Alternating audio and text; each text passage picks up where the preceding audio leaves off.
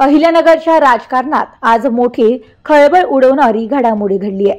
तारकपूर येथील विस्टर हॉटेलमध्ये शिवसेना शिंदे गट नगरसेवकांच्या भाजप प्रवेशाचा कार्यक्रम पार पडला।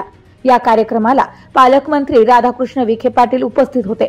कार्यक्रमात नगरसेवक सुभाष लोंढे, माजी नगरसेवक अनिल बोरुडे, युवा सेनेचे महेश लोंढे व अभिजित बोरुडे यांनी अधिकृतरित्या भाजपमध्ये प्रवेश केलाय।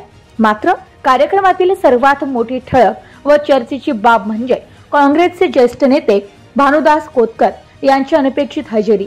कोतकर अचानक सभागृहात आले आणि थेट पालकमंत्री विखे पाटील यांच्या शेजारी जागा घेतली। त्यामुळे सभागृहात आणि अख्ख्या शहरात मोठी खळबळ उडाली आहे।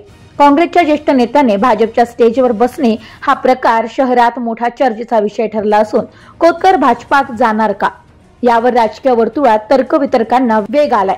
महापालिका निवडणुकीच्या तोंडावर घडलेली ही घटना राजकीय दृष्ट्या महत्त्वपूर्ण मानली जात असून आगामी समीकरणांमध्ये मोठे बदल होण्याची शक्यता व्यक्त केली जाते।